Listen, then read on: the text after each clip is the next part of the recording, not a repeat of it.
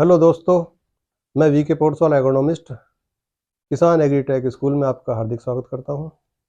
दोस्तों, मैं समय समय पर कृषि संबंधित वीडियो बनाकर इस चैनल पर डालता रहता हूं ताकि आप लोगों को इसके बारे में कुछ ज्ञान प्राप्त हो सके जो कि आपके काम आ सके। तो दोस्तों, आज का जो टॉपिक लिया है, आज का जो विषय है बहुत महत्वपूर्ण है।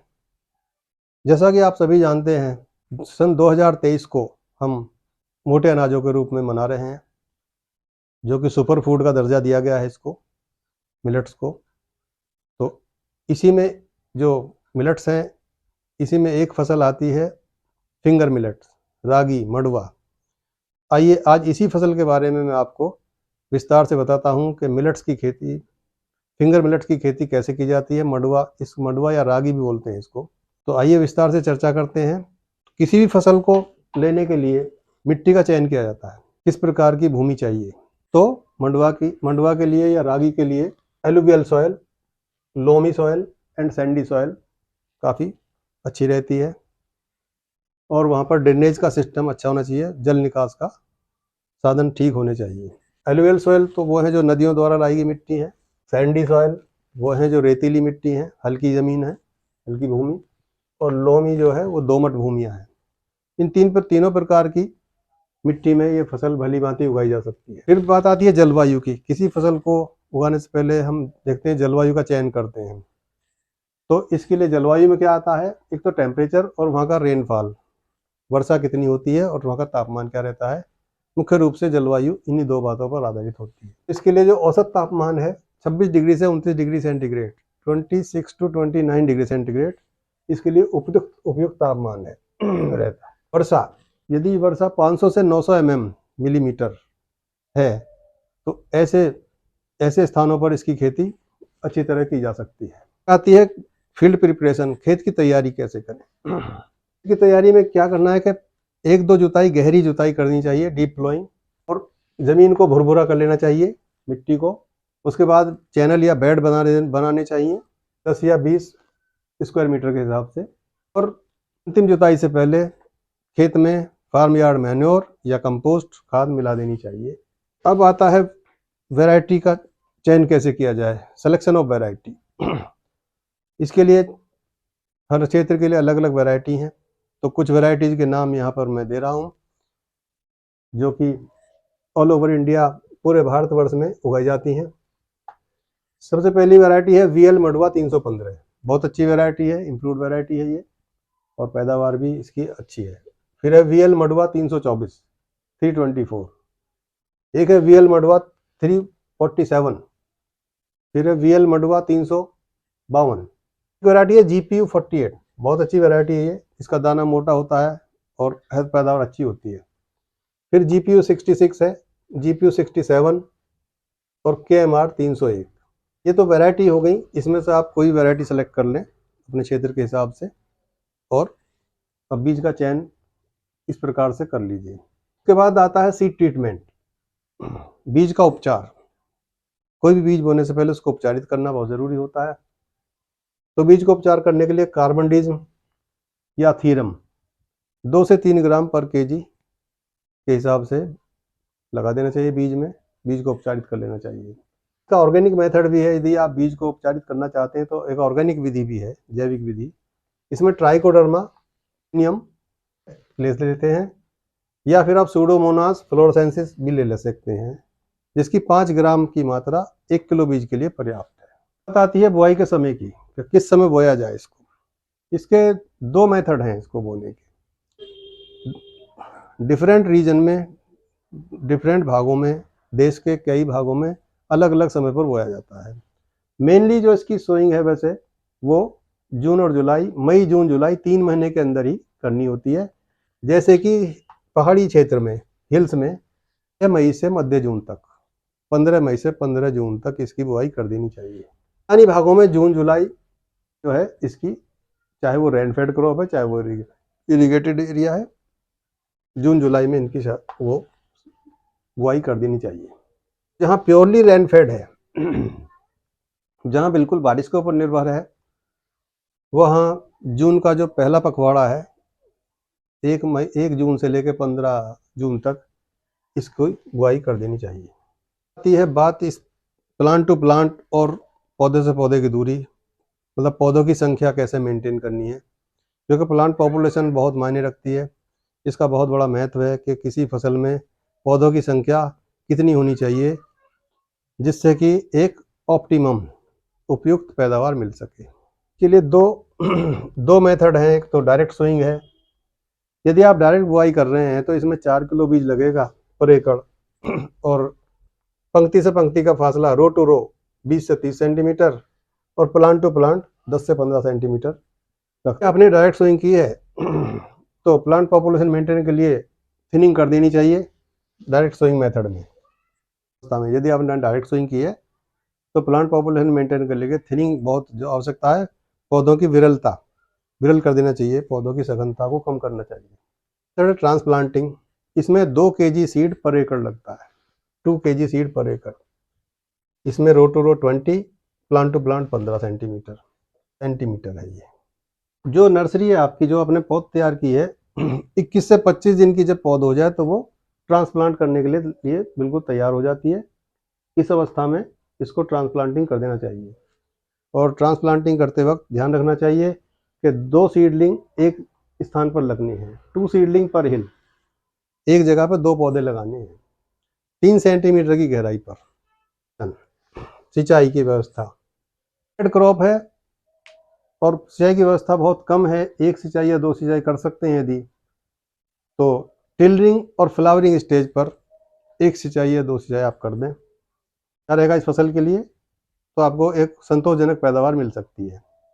पास इरिगेटेड कंडीशन है, सिंचाई के साथ साधन हैं, तो उसके लिए फिर हमने अवस्थाएं दी हैं।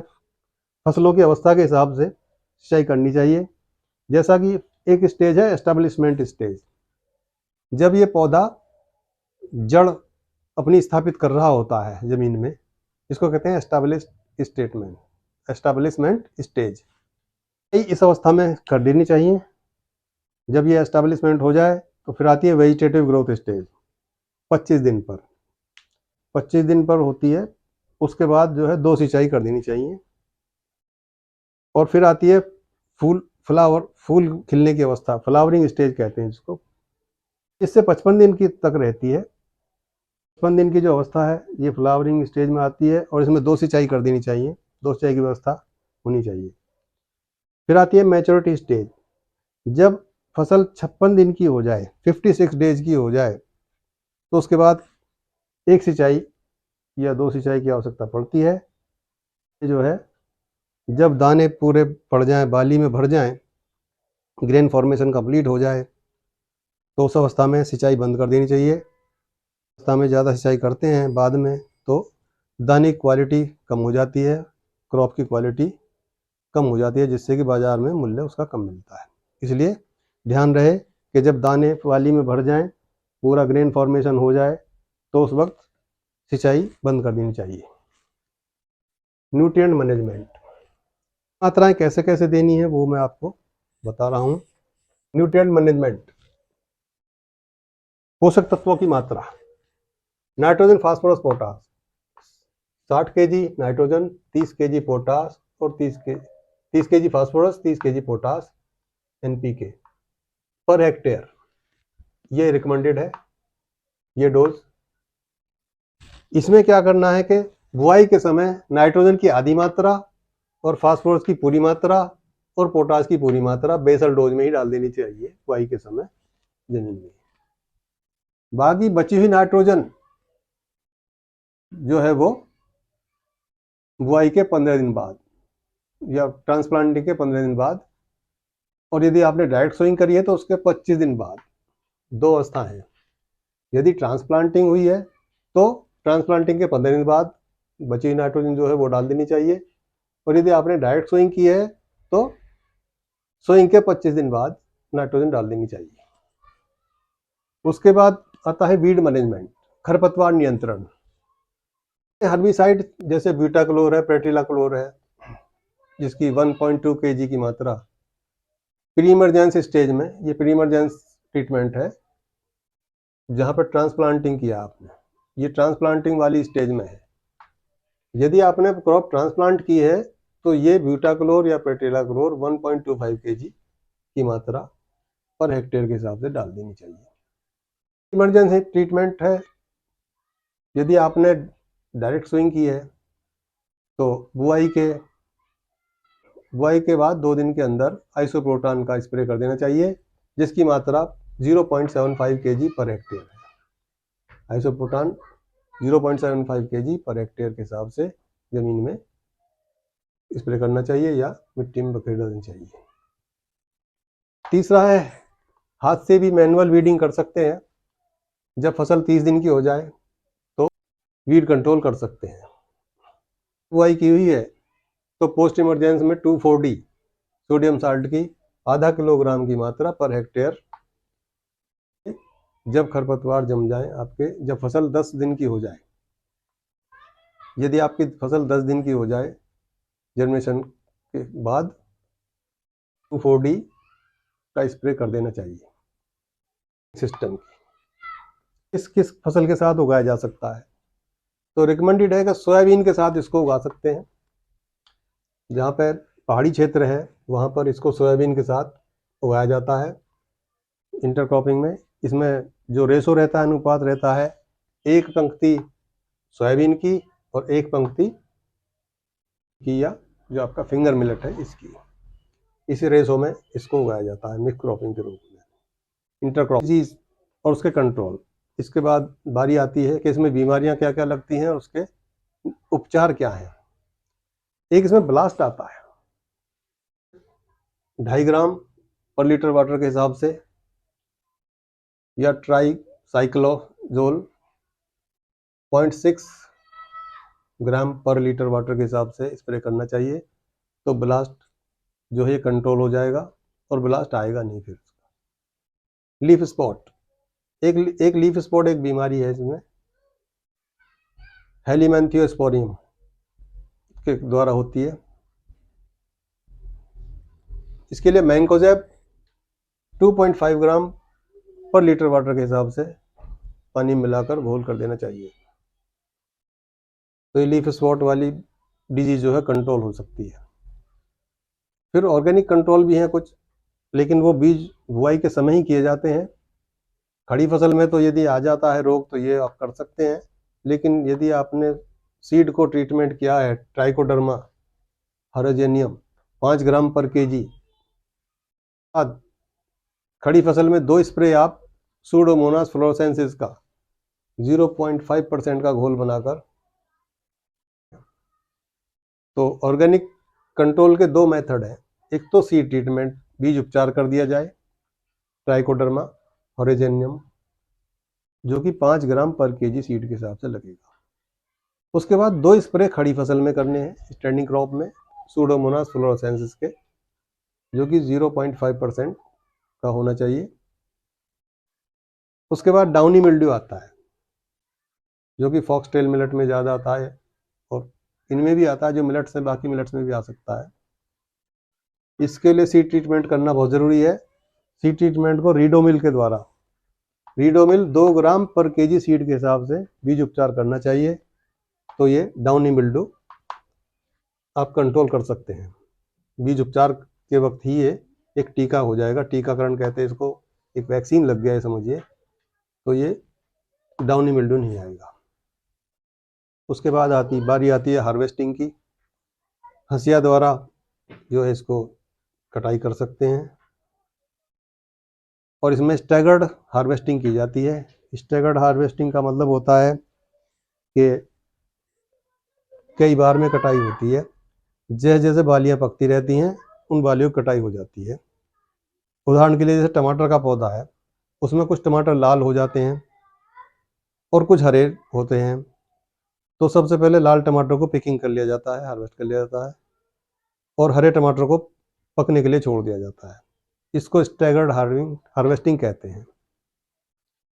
तो इसी प्रकार इसमें भी किया जाता है, जो जो बालियां पक जाएं उसको एक बार में निकाल देना चाहिए, खेत से निकाल के रखना चाहिए।